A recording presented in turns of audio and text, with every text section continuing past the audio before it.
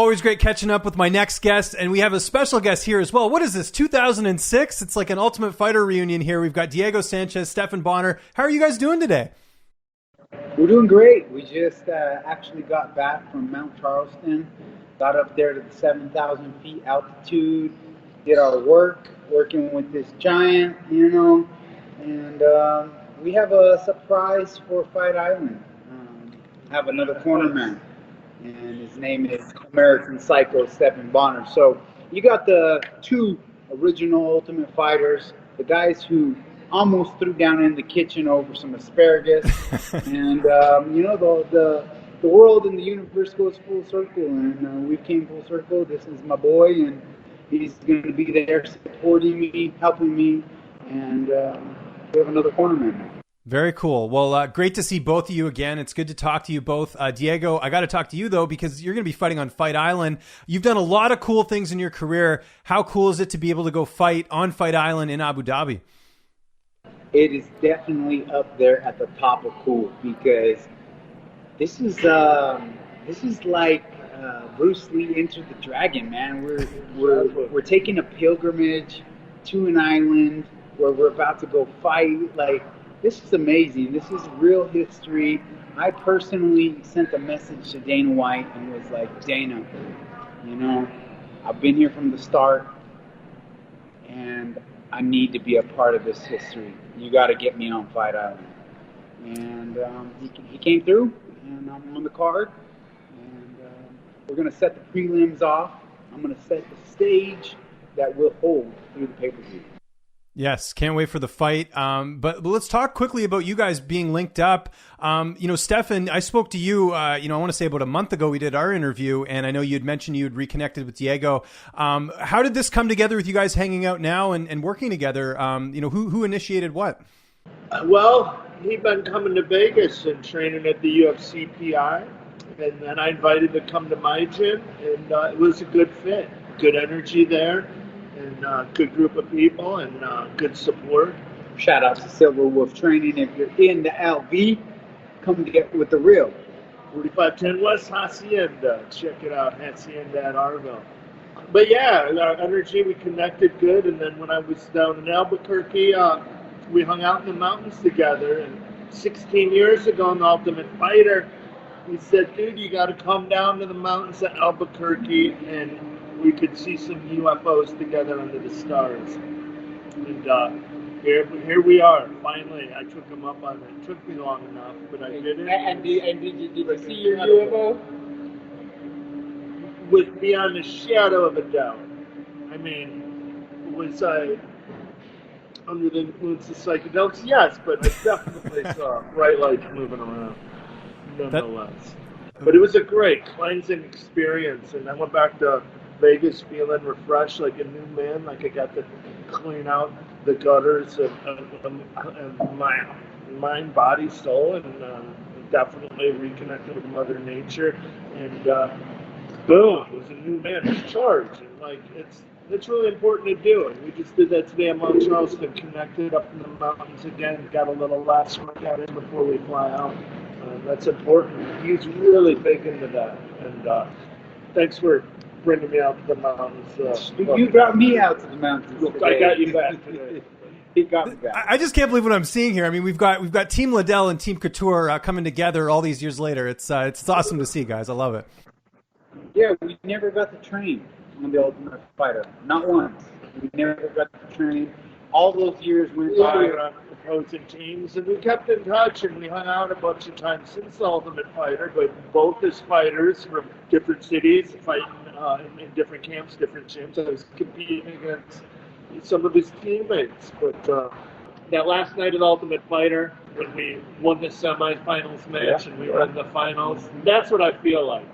That's what I feel like when I have a deja vu for that night. And it's a good feeling, brother. So how do you guys feel about the matchup with Jake Matthews? Another Ultimate Fighter, guy like yourself. I think this is a great fight on paper. What do you guys think of the style matchup?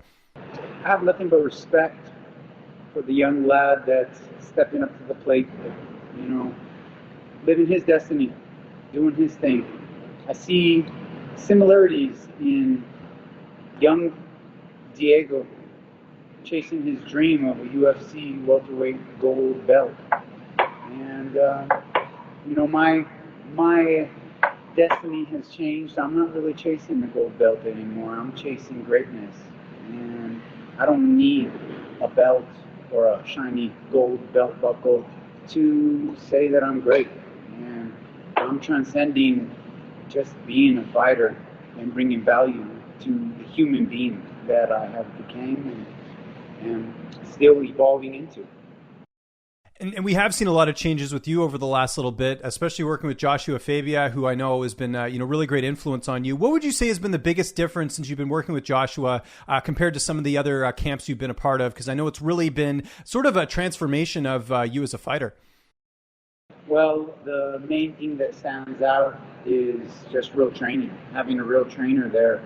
Someone that is more than a trainer, and that's a mentor. And a mentor is something that is more than a trainer. They care about your best interests in life, not just in victory in the octagon. And the training has gone far past just martial arts and combat into training of how to be a proper human being. And some of those trainings were taking me all the way to the other side of the world, walking the Holy Land barefoot, doing things out there, that really showed me, outside the box of the United States of America and what it is, all the acting, all the trying, all the false reality that we live in over here, and going over there to Jordan, and being out there around people that were living on so much less, but yet living such a better quality of life. It taught me so much, and I came back, and I'm still walking this earth, learning my lessons day by day, moment for moment. But real training. People who care about me. I'll give you an example. My last 2 weeks at the Jackson Wing camp, I should not have been in there sparring on one particular day. I was already wrung out, and I shouldn't have been in there. And I got in there with my pride and my ego, and I did rounds. And 4 weeks out from the fight, I suffered a severe hernia. I didn't complain or tell the media and why I didn't do grappling training for that fight. Well, it's because I had to do what I could do to get to the fight. And it's just real training, a real trainer, a real customato who's there for you to rub your back, to cook your food, and manage you too. Yeah, it's been a really good fit by the looks of it. What about training partners? Who, Stephan's obviously there. Who else have you got to work with in Las Vegas in terms of bodies in the gym? We have an extensive list of guys that they'd love to come to the PI. Just even to get that opportunity. So many men. Many men. Probably haven't heard of. Good. I like that little mystery heading into the fight. I like it. Yeah, no, I don't need a bunch of names. I don't need a bunch of UFC fighters to train with. When you have a proper trainer that's training you adequately, you go in the fight and you do the fight. I have the experience.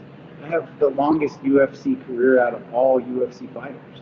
And everybody's trying to tell me that I need these guys. I need to put more rounds in. You want to know how many thousands, if not millions, of rounds I've put in? I've done the work. Now it's about getting the real training. Having someone watching from an outside eye saying, hey, you're doing this wrong. Hey, you need to do this. And when I was at the JW team, it was frowned upon. They couldn't even coach you while you're training because they're coaching two of the fighters. They're coaching against one of their other fighters.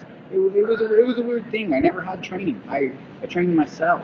I worked with the fighters that were in the gym. Of course, we worked together to get better, like a good wrestling room. That's the best example I could give. A good wrestling room, you got a bunch of good wrestlers, you work together, you get better, but is there real training going on? Is there a real pupil that is watching and assessing and digesting your movements, your reactions, to say, hey, when this is coming, man, maybe you should get the fuck out of the way. Portuguese, they say, you don't want too many picas at the gym. That means big cocks. So, yeah, too many big egos in one gym, no good. No, I hear you on that. I'm glad to see everything's worked out with you, having this new camp. How do you see the fight playing out? I'm not going to give away any strategy and tell you how I see it going down. I just can tell you that I am prepared. I am trained. I am in the best shape of my life. I am 8 pounds off of weight, and I'm ready to get on this flight and go do work. Go do what I do. Before I let you guys go, because we did talk about The Ultimate Fighter there, it looks like the show is coming back. Would either of you ever want to go on there and coach? I did a guest coaching when Kelvin Gastelum was the coach, and that's a business call. And if they wanted to pay me some money and get on there and go coach, I would do it. But as far as aspirations to do it, and am I begging and chopping at the bit to go be an Ultimate Fighter coach? No, I'm still on this mission of finishing these last 4 fights in a legendary fashion, and that's it. Yeah, when I had that 3-fight winning streak, I begged my hardest to let Dano let me coach the show alongside Forrest and then have a barn burner fight. And no. He ended up putting on Junior Sergio Sanchez, who didn't even speak English. There you go. Guys, I want to thank you so much for doing this. It was really good catching up with you both. Anyone you guys want to thank? Anything you want to plug? I'll give you guys the last word. Well, without a doubt, I have to thank my mentor and coach, Joshua Fabia, and School of Self-Awareness for changing my outlook on everything and giving me some real guidance, some real direction. And check it out, School of Self-Awareness. It's a real thing, and we're on a real mission. And it's all about light and love and helping yourself so that you could help others. And everyone knows weed's good for you. And even if you don't smoke weed, you at least do CBD because it's good for your brain. Hey, don't be talking about my wife, Mary Jane. But go to hytiva.com and learn about weed, order your weed, HYTIVA, Hytiva, like sativa and hybrid in those words. So, yeah. Cannabis on demand. It's medicine. Real medicine. For real dudes, for real legends, for real OGs.